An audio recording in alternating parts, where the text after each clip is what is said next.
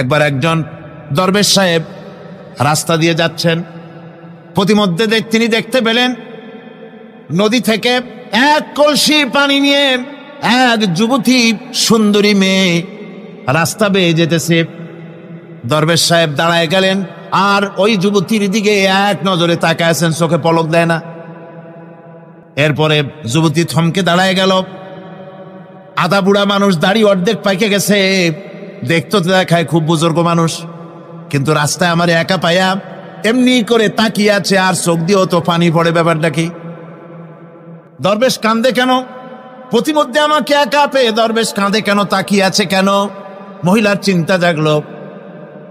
শেখ সাদি রহমতুল্লাহ আলাইহি ঘটনা লিখেছেন, বাংলা কবিতার অনুবাদ করেছেন।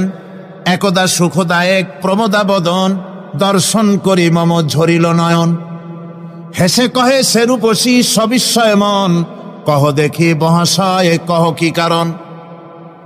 বিষয়ে বিরাগী তুমি ভুবনে প্রচার, কি হেতু জন্মিল তব মানস বিকার।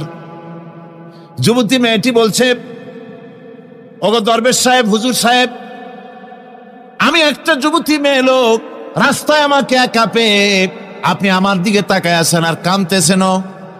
এই বৃদ্ধ বয়সে ভীমরতি হলে কেন?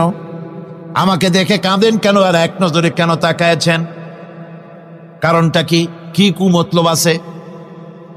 দরবেশ সাহেব বলছেন, হেসে কহিলাম বালে করহ শ্রবণ, নেত্র ঝরে তবু হেতু ভেব না এমন।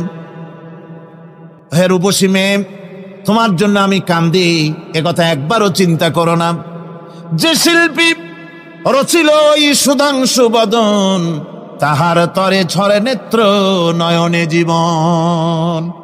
তোমার প্রেম পাওয়ার জন্যে তোমাকে দেখে লোবাতুর এবং কামুক হয়ে তোমার দিকে তাকায় কান্দি, একবারও ভেব না। আল্লাহর কসম আমি কাঁদতেছি, তোমার এত সুন্দর স্বাস্থ্য আর চেহারা যে আল্লাহ রাব্বুল আলামিন বানায় দিলেন, না জানি সেই আল্লাহ কত সুন্দর। যার সৃষ্টি এত সুন্দর সে আল্লাহ রাব্বুল আলামিন না জানি কত সুন্দর। আল্লাহ পাক সেই সুন্দর আল্লাহ রাব্বুল আলামিনকে দেখার তৌফিক যেন আমরা পাই। জোরে করে আমিন। দরবেশ সাহেব চিত হয়ে শুয়ে শুয়ে তেলাওয়াত করতেছেন আর বলছেন, আল্লাহ রাব্বুল আলামিন, তোমার সৃষ্টি নৈপুণ্যতার ভিতরে কোনো ভুল ধরার ক্ষমতা তো কোনো মানুষের নাই। তবে একটা জিনিস আমার নজরে পড়ল, এই যে বিরাট বট গাছটা, পৃথিবীতে যত গাছ আছে যেমন গাছ তেমন ফল, তাল গাছটা যেমন ফলও তেমন, নারকেল গাছটা যেমন ফলটাও তেমন, কিন্তু এত বড় বিশাল বট গাছ ফল হতেছে ছোট্ট ছোট্ট ট্যাবলেটের মতো।